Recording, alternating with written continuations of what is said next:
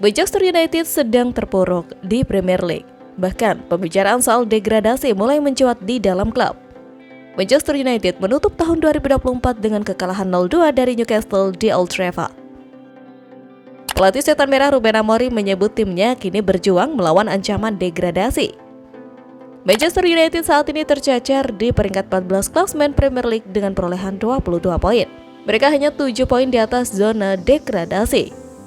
Jadi, seberapa besar peluang Manchester United benar-benar terdegradasi?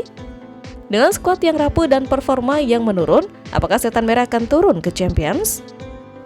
Di klasemen Premier League, Manchester United berada di posisi ke-14 dengan 22 poin dari 19 pertandingan. Posisi ini jauh dari ekspektasi, apalagi setelah dana besar yang dihabiskan untuk membangun skuad. Manchester United masih unggul 7 poin dari zona degradasi. Kemenangan mengejutkan Ipswich Town atas Chelsea membuat jarak ini sedikit tertekan. Superkomputer Opta belum melihat Manchester United sebagai kandidat degradasi serius.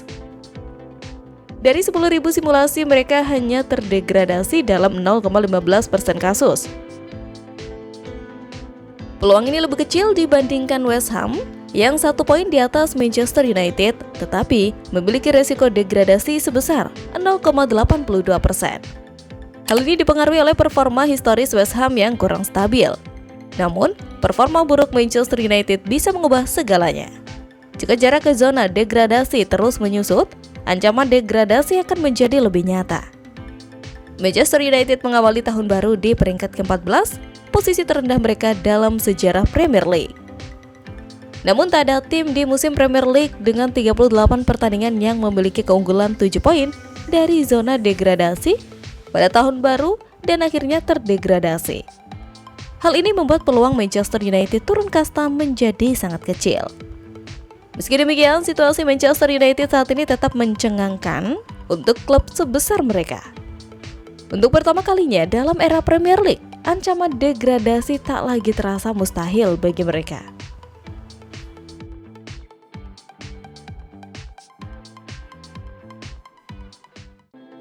Ruben Amorim disebut-sebut telah memboyong 4 pemain muda Akademi Manchester United ke tim utama untuk mempersiapkan laga penting mendatang melawan Arsenal. Pada 12 Januari, Manchester United akan bertandang ke Emirates Stadium untuk menghadapi Arsenal pada laga putaran ketiga Piala FA. Pelatih Ruben Amorim tentu ingin timnya tampil impresif seperti hasil imbang 2-2 dengan Liverpool di Liga Inggris pekan lalu. Agar skuadnya tetap kompetitif dan segar, Amorim dikabarkan telah memanggil 4 talenta muda akademi untuk siap menantang laga penting tersebut. Jelang pertandingan hari Minggu, pelatih Ruben Amorim memutuskan untuk membawa pemain muda Jack Malthouse, Tyler, Godwill, dan Ellie untuk berlatih bersama tim utama di Carrington. 4 talenta dari akademi ini dipanggil untuk mempersiapkan pertandingan bersama dengan banyak pemain resmi tim utama, terutama absennya Marcus Rashford yang dikabarkan akan hengkang dari klub dalam beberapa pekan ke depan. Keduanya pernah tampil di pertandingan tim utama di bawah asuhan pelatih Ruben Amorim. Kukonki, yang baru-baru ini terdaftar dalam daftar cadangan Manchester United untuk pertandingan melawan Arsenal dan Newcastle United, dinilai sebagai talenta menjanjikan yang bisa dimainkan peran kunci bagi klub di masa depan. Masih belum jelas apakah 4 pemain muda dari akademi akan dimasukkan dalam skuad untuk pertandingan hari Minggu melawan Arsenal.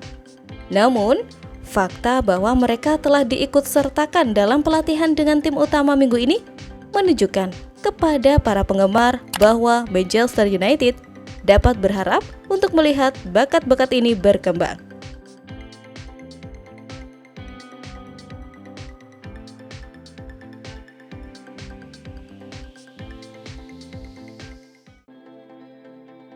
Juventus dikabarkan meminta pemain Manchester United Joshua Zirkzee, Dusan Vlahovic disebut disodorkan Bianconeri menjadi alat tukar. Zirkzee kurang impresif bersama MU pada musim paruh pertama musim 2024-2025. Tampil sebanyak 28 kali di semua ajang, pemain Belanda itu memberi sumbangan 4 gol dan 2 assist. Karena Zirkzee tak tampil maksimal, ex-pemain Bologna itu sampai dicemooh saat Manchester United kalah 0-2 dari Newcastle United. Dalam pertandingan di Old Trafford pada Desember 2024, dia cuma bermain setengah jam. Juventus membaca situasi Joshua itu.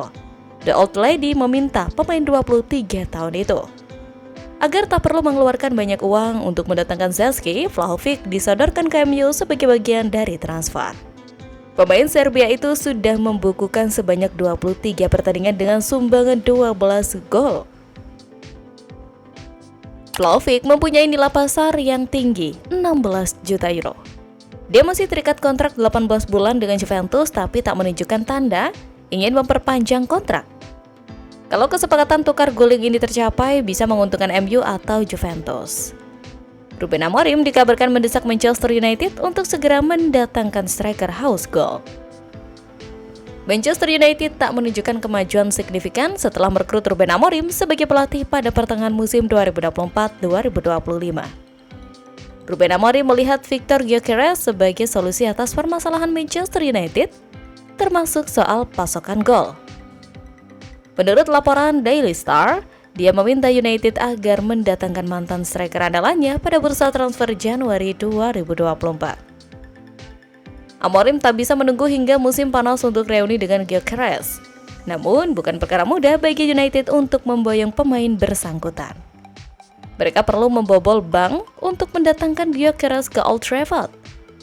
Pasalnya, sang bomber diketahui memiliki klausul pelepasan sebesar 80 juta pound sterling atau 1,6 triliun di Sporting CP. Ditambah lagi, United harus menghadapi persaingan dengan PSG dan Chelsea. Gyökeres sendiri mendapat label monster berkat insting mencetak golnya yang luar biasa.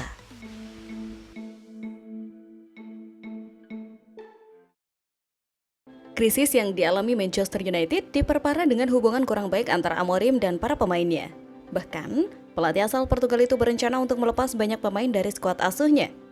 Menurut laporan Daily Mail, Amorim tidak menutup kemungkinan untuk menjual para pemain Manchester United di bursa transfer. Hal ini karena Amorim butuh dana banyak untuk merombak skuad demi bisa sesuai dengan apa yang ia inginkan. Sejauh ini kabarnya hanya 2 pemain yang tidak tersentuh kebijakan ekstrimnya itu. 2 pemain tersebut adalah Leny Yoro dan Amad Diallo. Menurut Amorim, Yoro dan Diallo menjadi 2 pemain yang paling cocok dengan skemanya. Selain itu, kedua pemain tersebut masih berusia sangat muda sehingga bisa menjadi sentral proyek jangka panjang bagi Amorim. Sejauh ini, Diallo menjadi pemain yang paling sering diturunkan oleh Amorim. Di sisi lain, Yoro masih perlu melakukan adaptasi dengan skuad setelah mengalami cedera panjang. Selain itu, mantan bek Lille tersebut perlu menyempurnakan kebugarannya demi mendapat tempat di skuad utama. Adapun untuk para pemain Manchester United lainnya, Amorim tidak menutup kemungkinan akan menjual mereka. Di tempat lain, pemilik saham minoritas Manchester United Sir Jim, kabarnya tengah menyusun rencana ekstrim untuk tim racikan Ruben Amorim pada musim panas 2025. Adapun niatan mengejutkan Sir Jim didasari pada situasi MU yang tengah kesulitan finansial. Pelatih Ruben Amorim diprediksi bakal meminta belanja beberapa pemain baru guna memenuhi kebutuhan skuadnya saat musim panas. Namun sudah bukan rahasia bahwa Manchester United tak punya banyak bekal yang bisa dibelanjakan. Kalau mau bermanuver di bursa, Setan Merah terpaksa harus menjual sejumlah bintang agar tak melanggar aturan FFP.